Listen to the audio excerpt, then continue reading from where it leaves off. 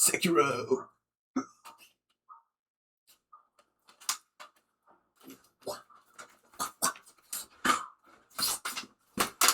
Sekiro. So, I just beat Sekiro earlier today. I was maybe working. I should have maybe been working, but I was on lunch break. Extended lunch break. Did I schedule a meeting at 1 p.m.? Yes. Did I almost forget? Yes. Did the meeting succeed? Yes. But more importantly, did I beat Sekiro? Yes. I got Sekiro this Christmas as a little white elephant gift from me and my friends. The budget was $20. Sekiro was on sale for $30. Math doesn't math. But yeah, my friend gave me Sekiro. I'm not even sure if it's still on my wish list. I have 100 games on my wish list. Steam wish list. And he gave me Sekiro. And I beat it, and it was fun. But I have thoughts. Yeah, it's kind of interesting. The first thought I have here is John Sekiro is just straight up a white dude opening cutscene. It's kind of interesting because he looks kind of white. Yeah, everyone else is pretty Asian in Sekiro, but got that defined jawline. I think in Japan they call it like shiogara. I don't know. They're doing weird things with men in Japan. In I don't know. In the West we have like bears, twinks, whatever. Gay terminology, very helpful, kinda. But in Japan they got like shiogara, satogara, ketchup-gara, which is like ketchup, or actually salt face, ketchup face, soy sauce face. I don't know. It's like different types of faces. It's like, oh, you're cute pilled, you're, I don't know, maybe ugly pilled. I don't know. But yeah, Sekiro's kind of a white dude, which is crazy because his name is Sekiro or Okamiyo. And then everyone else has very Japanese names. We got like Genichiro, we got Ishin, we got Monk, and then we have Sekiro, and then we have Emma, which is not a Japanese name. It might be a Japanese name, I don't know. But Emma, also kind of very Western. Actually, one thing I noticed is at the beginning of the game, initially I started the game in Japanese, and I was like, wow, the rejuvenation flask gourd that you get, it's like some crazy kanji I've never seen in my life.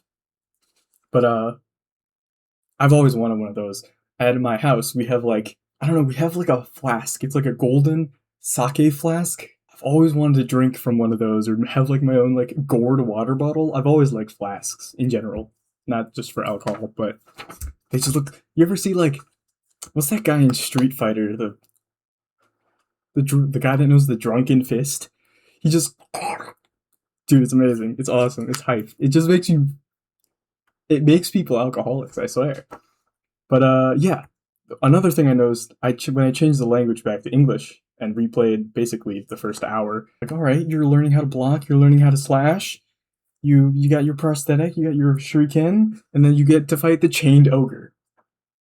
You fucking, I'll censor that. Straight out of WWE, the chained ogre. Which is interesting because in Japanese it's called Akaoni, because I looked at the Wikipedia page. Not because I was having a hard time fighting him, but because I was curious if he had any weaknesses, which he does. It's fire.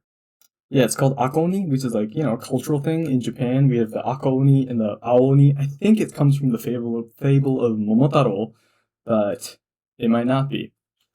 Momotaro, he was born in the peach, the little tiny peach, or maybe it was a big peach. And then, he grows up, he goes to the demon island and kills demons. Former day, demon slayer. But yeah. Oh yeah, I googled how stance works, just because tutorials kind of suck. Tutorials are terrible in a lot of our Japanese games. It's like, right before you fight Genichiro the first time, and he enters his second phase, it's like pop-up. Here's how you deflect lightning. And I read it once, or I barely read it. I don't even think I read it. I skipped over it. It didn't matter because I fought him the next time and won. But that's crazy. I should look at the camera. But yeah. It's another thing that's crazy. At the beginning of the game, they tell you how to sidle. I learned that from Link's, the one with water. Link in the boat. That one. Where you're just like up against the wall and you're sidling, never used maybe once at all for the entire rest of the game. But yeah, it's like you're a shinobi, right? So you're like trying to like be stealth and like kill everyone, but then you make the loudest possible noise ever, alerting everyone of your presence, and only like later into like half the game you get the smoke screen.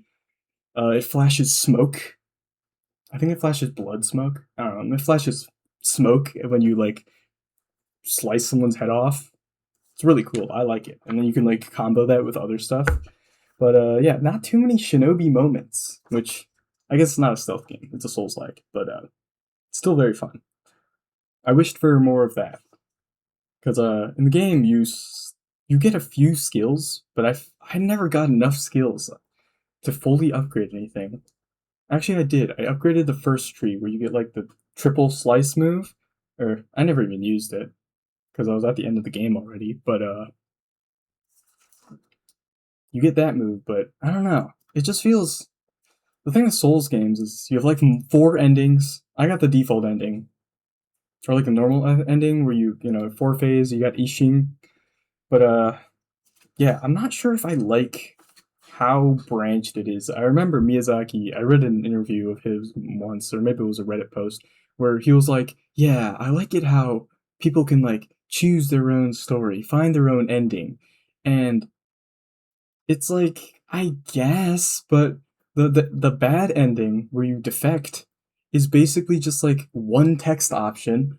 The normal ending is like, oh, you just played the game, which is fine, which is the best option. And then the secret ending, I think there's another ending, I'm forgetting. But the secret ending is like, you gotta like eavesdrop on a few people, you gotta get this item, you get that item, you gotta go every which way, and it's like, normal players will not hit every single one of the marks for that. And that's kind of disappointing. We are live. But yeah, I think Sekiro is a great game. I don't know, the last boss is kind of like a big jump in difficulty. I played him yesterday, and I was like, first phase, I really liked it. You kind of get good at it, and then you realize that it's actually kind of easy, and the only difficult part is when he uses his bow, or when he uses his slash move that you can't dodge. So it didn't feel like that felt like a good boss. And then Ishin, I don't know, it's weird because I looked up like a cheese for it because I was like, I don't want to spend forever learning how to block every single move. And the real strategy in Sekiro, or the real gameplay loop, or the way Sekiro wants you to play, is it narrows you in on like blocking is key. But then I look up the cheese, and it's like actually, or parrying is key. But you just actually hold your block for his 3 slices, and on the third one you can just use your big move again, and it's like you wouldn't have known that that's the best possible action. Like, hmm, yeah, because parrying is the way the game leads you to, but then the actual better way is not to parry and you're just holding block. Like, it seems that's not something I would figure out. Because once you perfectly parry Ishin's attack, he like starts the new one. So rather than having like end animation, end lag, where you have an opening. So I don't know. I kind of wasn't as satisfied with the end boss as I would be. The spear fight is cool. It's cool to stamp down on a spear, be able to hit one hit and then do nothing else, because for some reason he doesn't stagger that much. But it really didn't need 4 phases. That's another thing. It could have just been 3. Like, I know the only other boss with 3 was the monk with this monk feet scorpion. But that wasn't even a 3 phase boss either, because you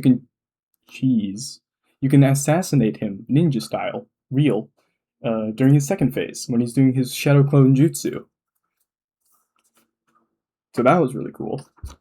Another thing is I wrote here, TF does Sekiro mean? Because of course the icon, I have it on my desk. It says Sekiro in Japanese, Of course, the role part I knew meant okami, same thing. It means wolf. And then seki, I was like, huh? Seki? Because the first definition, if you look up the kanji in Japanese, it means counter for boats. And that's what I learned it as. Like, iseki is one boat, niseki is two boats, sanseki, cars, it's a different one. You use dai for cars, which means big machine, but not for boats. But I was very confused because it was like counter for boats, wolf. But seki also means one part out of two parts, which he's couple. He's got one hand now after the incident, so it makes sense. Yeah, all the items are pretty much Elden Ring reskins. I realized they sort of. It's weird because I played Elden Ring first for a little bit. For a little bit, I played Night Rain as well for a little bit. So I think I'm more used to Elden Ring and just getting used to dodging everything. But blocking, the whole thing with blocking, felt super good. Like if you've ever played Wii Sports Resort Showdown, you know what I'm talking about. But that feeling of just plowing through enemies, you hit someone on the block and you're like, whoa, and then someone hits you on their block and they're like, whoa. It's just it's just a perfect feeling. Or no, not showdown, but just duel, where you're just slashing each other and you're like back and forth. That sort of action, that sort of gameplay is it's like 1-to-1. It feels very much the same, and that's amazing. We like that. But of course, like I mentioned, there's that thing where the final boss, if you just parry him perfectly, it's actually not optimal.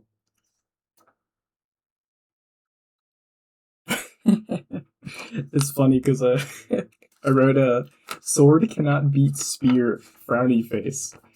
This is where I was fighting the mini boss with the spear, and I didn't have the Mikiri counter yet. So I spent like an hour and a half just fighting him normally. I would kill all the enemies around in the starting area, and I'd sneak around and kill them the first time. And then, like maybe 40 minutes later, I realized I didn't have to kill all the enemies around. Ah, no, I think I did. But there's a shortcut on the right side. But man, yeah, that makes the game a lot easier. But I kind of like doing those absurd challenges because even if the mob is not absurdly difficult, like a big difficult jump, like the boss has a lot of iframes. The final boss has a lot of iframes. The samurai, he just has a spear and he's pretty strong, but you can block him and all that. And I did that in Elden Ring too. The first time I fought, oh yeah, even the first boss, the big horse guy, he, I fought I fought him my way too on the horse until I realized that that kind of sucks and it's really bad. And then I did that in the first ever jail when you fight the Dragon Knight. I fought him with Reduvia for like 4 hours, I think. But it's those type of bosses where it's like it's you and me, and we're locked in this prison together, and I'm not moving on from the game until after I beat you. Is really cool. I did that with the Dragon Knight too in Elden Ring. I did why why do I do this? But it's kind of awesome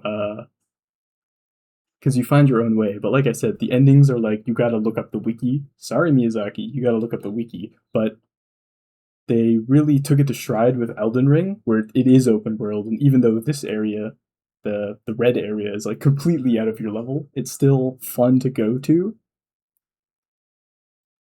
And the bosses, you can you can still beat them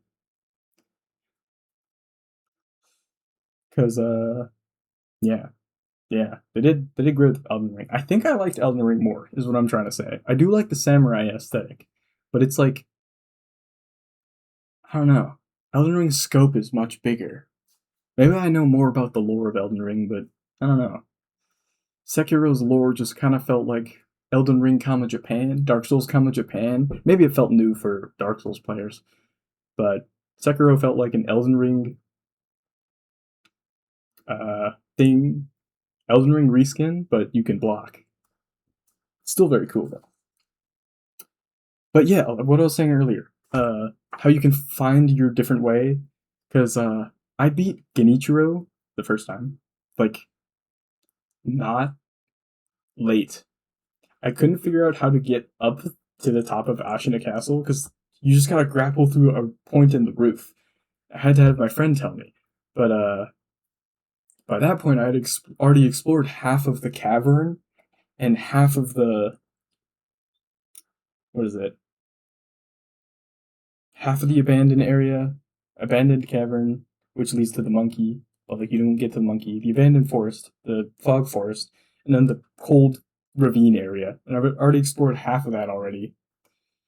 And then I went back, and then I felt super strong, and then I went back, and I felt normal. Yeah. Also, probably not a secret, but the the prosthetic spirit emblem thing kind of sucks. You just don't have enough, and it never feels useful. I wish per fight they would just let you keep like a standard amount, or like when you revive, you like keep like 10 or something. You get like 3 uses of your bombs. I thought they were really cool to use, but I didn't use them. Couldn't even level them up. I mean, I could level them up, but yeah. Oh yeah, I killed Lady Butterfly as my first big boss. Uh, that's another reason, or that's another evidence of how you can just play the game out of order and it's totally fine. Or how I play, I guess. But overall, Sekiro is a great game. I wish there were more bosses because a lot of the sections where there's just like default soldiers felt very difficult because you had to counter them one by one, and you're just over here blocking, and there's like 3 guys, and it's like you can't really win that fight. So that kind of felt unfair. Of course, we don't like dual fights like the monkey and the monkey feet scorpion. Yeah, that fight's just annoying. That's just not a good boss.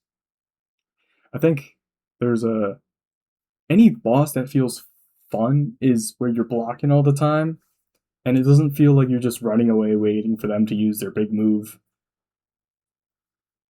to slip up. Like I would say that my top bosses are Genichiro, the first time you fight him. Uh, I don't remember Lady Butterfly, but I think she was pretty fun. The second part's kind of bullshit, where you're just running around dodging the spirit emblem things. Monkey was kind of trash. Both boss fights. What else? The monk. We like the monk, purple monk, much more than the other monk. They're both good, but purple monk just felt more satisfying to fight because every one of his moves you can like counter by just parrying, or you can step on him, or you can jump over it and kick him, or do the complete opposite of that and get hit multiple times. But felt very fun. I really like those bosses. Any guy with a sword. I said this to my friends, but I felt a lot of the bosses you weren't fighting against the camera because they were human sized, and you're fighting humans. You can see their attacks, you can see their appendages, and it felt good to fight. Sekiro has some great bosses. It just feels better too from a gameplay perspective of this attack is coming, I'm going to block it, rather than here's this attack, I'm going to dodge roll into it and get iframes. That just doesn't make sense for like Dragon Tales and sweeping. But I think I like Elden Ring's world more, but Sekiro has some great bosses. Music is always good. None of them stood out to me. There's nothing I really want to re-listen to. But overall, great game. Cinema. I wish it was shorter. No, it's probably a fine length. I probably won't go back and try and get the true ending because I don't want to do the bullshit of hearing all the eavesdrop things. It's like it just seems tiring. Oh yeah, the owl, also a great boss fight. Even his potions and the being able to not heal is not that bad. But yeah, those are my Elden Ring thoughts. Those are my Sekiro thoughts. It was a great game. Follow me for more reviews.